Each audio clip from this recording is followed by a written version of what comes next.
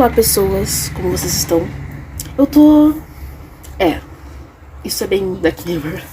Vou contar porque gosto tanto de Black Mirror e acredito que você também. Ou se não assistiu ainda, assista. E se não gostou, dá outra chance que eu vou dar motivos pra isso. Capítulo 1. É uma série atemporal. Existem séries que retratam a realidade naquele período de tempo e existem as que vão além do tempo, seja pela estética, temática e dimensão. Black Mirror é aquele universo paralelo futurista que te faz questionar sua própria realidade, ou ficar paranoico com as tecnologias atuais e suas capacidades nocivas. E essa é a graça da série. Claro que existem episódios não tão bons, mas não vou entrar muito nessa parte, né? Pelo menos não agora. Vamos focar nos que são bons e sua opinião importa nesse vídeo, tá? Mas se quiser comentar o contrário, tudo bem também. As críticas diretas, às vezes ácidas, e outras só extremamente mirabolantes pela reviravolta, que podia estar na sua cara o tempo todo e você não notou.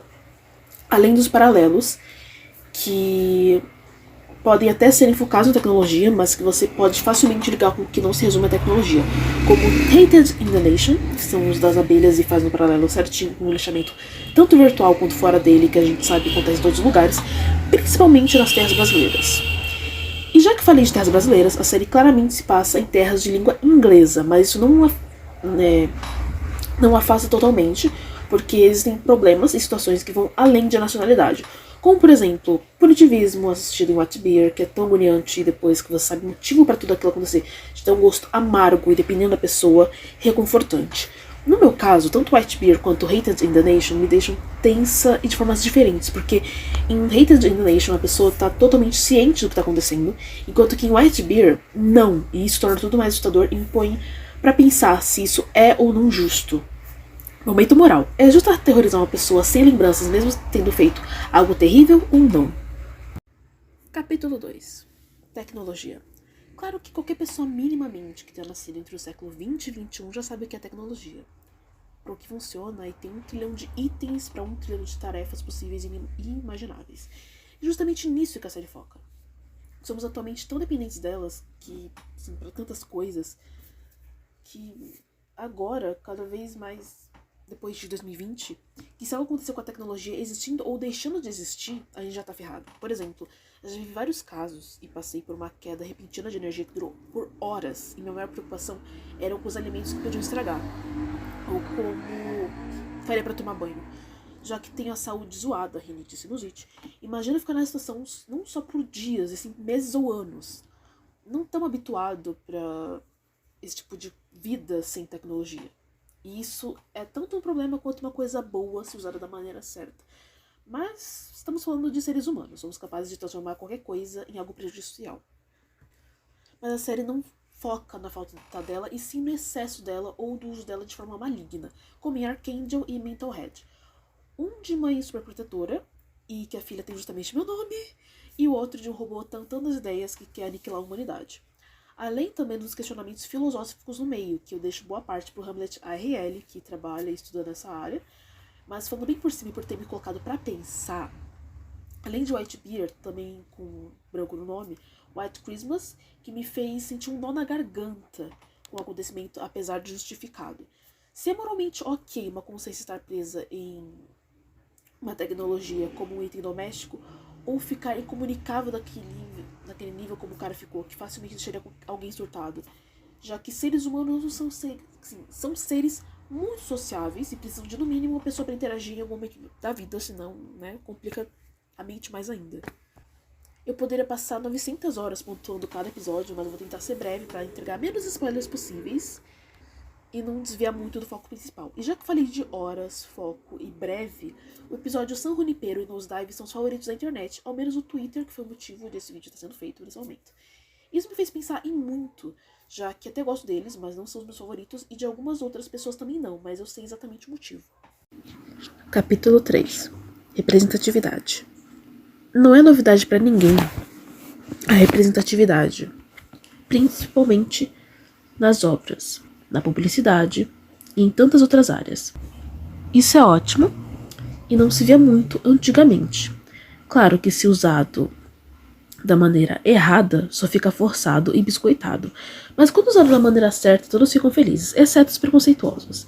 E uma coisa que eu acho interessante é justamente essa representatividade sendo mostrada em Black Mirror, mas de uma forma não apenas crítica, dando mais camadas para a história sendo contada, mas também colocando questionamentos como homens gays não brancos em Striking Vipers, que tem ao menos uma ou duas ou três camadas acontecendo simultaneamente. Para quem não é do meio dos gays, isso falo citando o Gay Nerd e o Twitter mais uma vez, os gays são muito visuais e seletivos em seus relacionamentos. Então, automaticamente, se foge de algum padrão, eles já não querem nada, entre eles sendo gordos, negros, trans, não generalizando, mas infelizmente acontece. E em Striking Vipers tem a camada 2, homens héteros se descobrindo talvez bi ou gays, principalmente por serem negros, que ainda tem enraizado o preconceito da homossexualidade. Lil Nas X até já comentou disso no Twitter dele. Já passei por situações em que pediram para avisar uma amiga trans para sair vazada ou levariam ela de base. Mas aí já entramos em um oceano profundo que eu passaria horas comentando.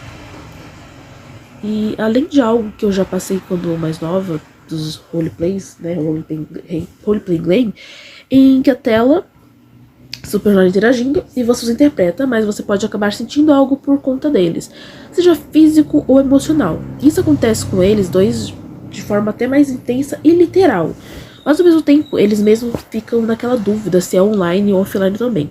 Para quem nunca jogou roleplay, pode ser só esquisito, mas para quem jogou até consegue entender ao mesmo tempo que sabemos manter uma boa distância de tudo, porque ainda tem uma limitação tecnológica nessas situações. E eu já falei de representatividade, temos também o São Junipero, romance sáfico muito fofinho, e que alguns veem como final feliz e outros não, mas aí já é aquele questionamento filosófico, porque a consciência delas está em uma máquina, isso significa que estão vivas ou que não estão vivas, ainda são seres humanos ou uma simulação. Além de ir mais a fundo na nostalgia, diferente de Striking Vipers, esse episódio é bem mais aceito e sequer foi zoado por qualquer um que eu já tenha visto ou tido contato, se tornando, como eu disse, um dos favoritos que até foi premiado. Mas o GL, quero mais GL sendo produzidos, vou divulgar todos que aparecerem pela frente, porque merecem ser enaltecidos sim.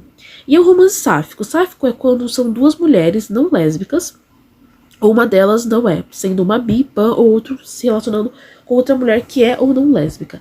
Quem vê esse episódio até pensa que não se encaixa com a série por ser mais leve, mas esse é o segredo, tá nos detalhes, que você vê a superfície e ama e vai mais a fundo e fica deprê pensando e repensando. Não tô dizendo que homens sofrem mais preconceito do que mulheres, já que mencionei algo mais pesado em cima e que tá mais leve. Porque o que mais vejo são relatos perturbadores de mulheres sendo agredidas ou assediadas por estarem com suas namoradas, e mínimas trocas de afeto. Até mais do que homens, ouvindo as maiores atrocidades imagináveis. Então é boa toda a representatividade em Black Mirror, quero que tenham mais. E diferente de outras séries, não é jogado gratuitamente, e sim tentando um conceito no meio, que vai dando os questionamentos e enriquecimento para a história, além do protagonismo. Capítulo 4. Qualidade. Não é segredo para quem acompanha a série a decadência quando chegamos em alguns episódios. Claro que a opinião é igual e cada um tem um, eu também tenho, quem quiser pode me seguir.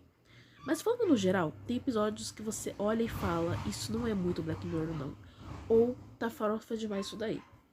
Um episódio da Miley, que eu adoro ela pra caramba, mas aquele episódio, pelo amor. De memória, é o primeiro que eu não só critico por isso, como outras pessoas também. Mas outro que eu não consigo gostar e os acham chato é o Metalhead. Não me dá medo e nem sono, só fico totalmente indiferente. Outro que na primeira vez vi, até gostei, mas conforme fui lembrando, fui desgostando, é Hannah DJ e tudo bem você gostar ou não. Temos os de qualidade duvidosa, o que só não agrada a todo mundo, mas temos os que todos adoram justamente por ser bom. Sem serem os que citei e não cheguei a citar ainda, como The Entire Story of You ou Crocodile, que é um super angustiante com uma tecnologia semelhante. Ainda tenho esperança que os próximos episódios sejam melhores, já que a Netflix tem produções excelentes que acaba cancelando. Um beijo para Arquivo 81. Você sempre será lembrado. E acaba renovando algumas radiações. Um beijo LT, que foi de base na terceira temporada, e segue andando necrosada por aí.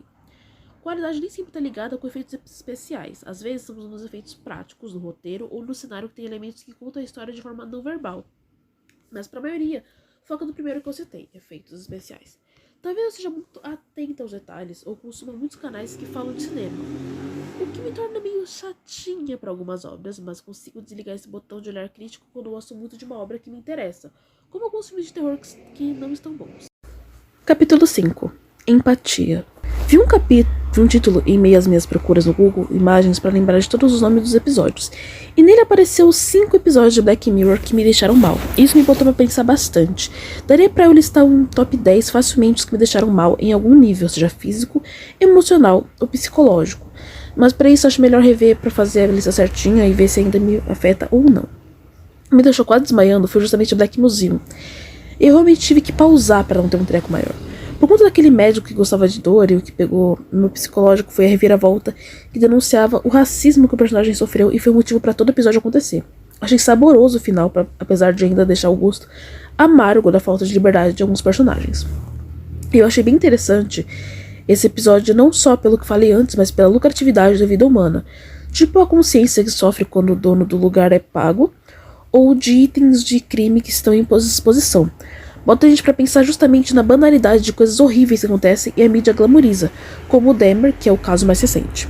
Outra coisa que me botou bastante pra pensar foi o da moça presa no ursinho. Aquilo me deixou bem agoniada justamente por ela ver e não poder agir, verbalizar realmente.